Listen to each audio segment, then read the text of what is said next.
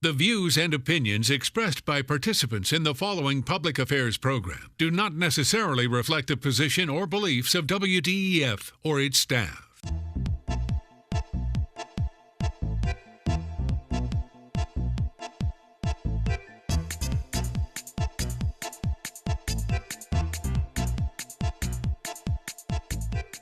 This is Point of View, celebrating a world record-breaking 62 years of quality public affairs programs from the studios of WDEF News 12, Chattanooga. Hello, I'm Maurice Lewis, and welcome to Point of View. When you need a cop, you expect them to be there right away, right? Well, what if they were to show up and there was no emergency, and the plan was to get you and others around you to know them a little bit better? Well, there's something that's called Operation Front Porch, and it's just as homey as you might think. No, a lot of people might say, well, this is just another public relations stunt. Well, it's not that way for the men in blue and the people that they come out to visit, whether it's at your home or it's at your business. We'd like to welcome Deputy David Roddy. Thank you very much for joining us. And the new Lieutenant, Heather Williams, thank you very much. Tell us a little bit about this program and how did it begin? Thank you, Maurice. The front porch lineup idea, I was just kind of reading through some law enforcement publication, and you're starting to see the proliferation of community policing, different deliberate strategies where officers get out of the cars, roll the windows down. We deliberately set ourselves in a position to have a positive encounter, a positive engagement with the members of our community. And the easiest way to do that is in a relaxed setting. So some of the ideas that we've seen around the country is, dinner with a police officer, or you have community group meetings.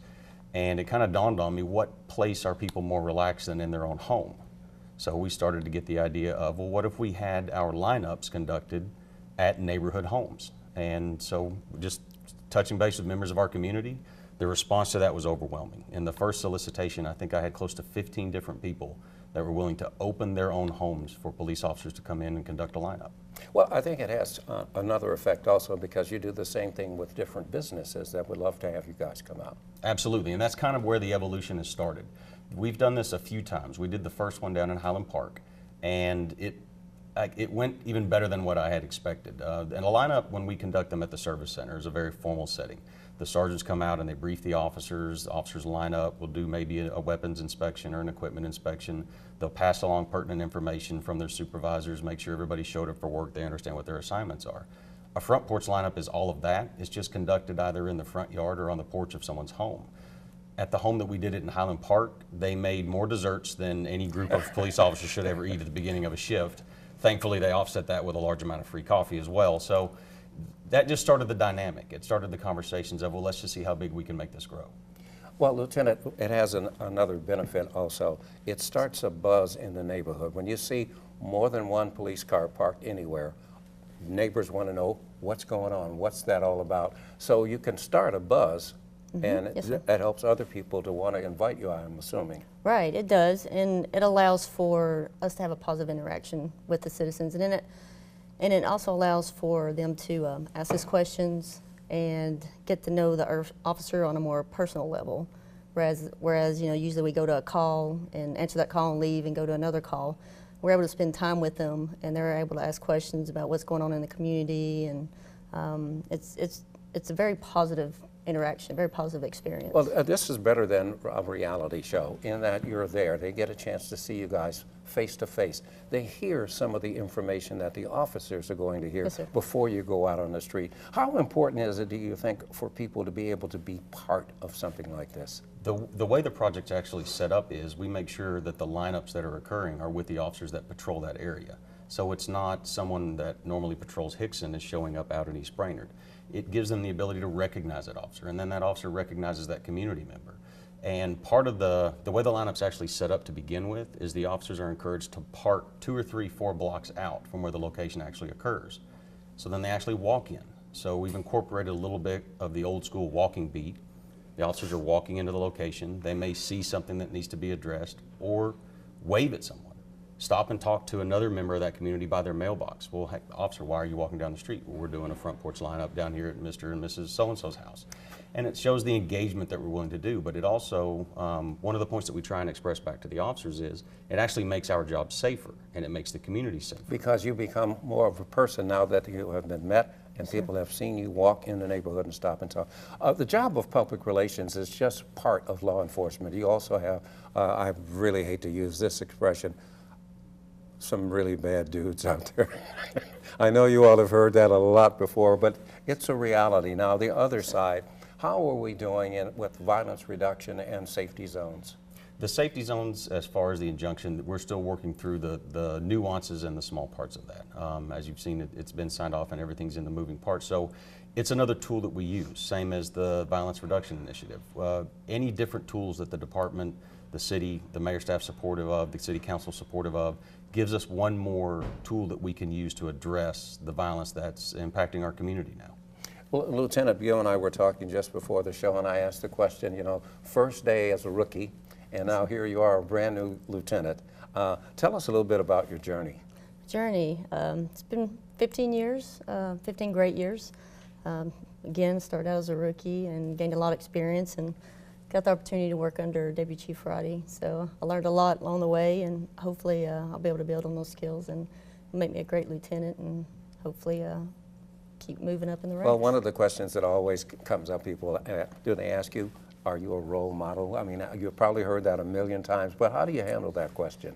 Yeah, you know, I like to be a positive role model, especially for younger females. I want them to be able to come to me and ask me questions, and I want to be that person that if anybody needs help or needs advice, you know, I want them to come to me, and I love being a positive role model. But you know, when you talk about the stuff that dreams are made of, we see stories in television series and they're called SWAT. You are actually a SWAT member. And for a lot of the young ladies out there, this is just super cool. Yeah, it's awesome. It's been a great experience. It was a challenge, but it's come a long way, and I love it, and the guys are great, and hope to keep doing it for a long time. Deputy, what are some of the kind of key problems that just keep popping up over and over and over again? Seems like you fix something in one area and it moves to another area. We've started a different process within the police department, the problem-solving approach, where it's kind of a derivative of focused deterrence, where we have used focused deterrence to address certain members of our community that just seem determined to commit violence. It's that same focus that we're applying throughout the reporting metrics within all units within the department. So whether it's neighborhood policing, the patrol that is dealing with a problem that's present in a certain community, or if it is a certain type of crime, whether it's property crime or violent crime, it's dialing down into not only what the quantitative data shows us, but also what the anecdotal, what the members of our community are saying, this is our concern. And then tracking what our success looks like. It's easy to develop a plan and then send it out, but the department is becoming very deliberate in what that plan looks like, assessing it afterwards, and then seeing if we're successful, but also making sure that the problem that we identify is the same as what our community is telling us. We have to make it collaborative. With the minute that we have left, what's the most important thing that you need to concentrate on now as police officers? It's the violence that's within our city, and using all of the tools collaboratively with our community members. It's all of us coming together to identify what those concerns are, truly. See something, say something? Absolutely. And then... What's a good number for them to call? 911. Okay, but if it's not an emergency call, if they just want to feed some intelligence to you, is there a separate number or to call that also? 698-2525 is if you just want to pass along a piece of information. But if there is something that concerns you, if there is something that has made a member of our community not feel safe, 911. There are people on the other end of that phone that can help you determine, is it truly a priority emergency, or can we come out in a different way? But I would much rather a community member tell us this is what's going on, and then us get there quickly. Deputy Roddy, we want to thank you very much for joining us. And Lieutenant Williams, Sir. I'm really looking forward to seeing you guys out there on the street. And I really love this program. It's called the Front Porch Lineup. Don't go away. When Point of View continues, we'll take a look at what is it like to give up a relatively safe city council seat and to go into the unknowns of wanting to be mayor. We'll talk about that when Point of View continues.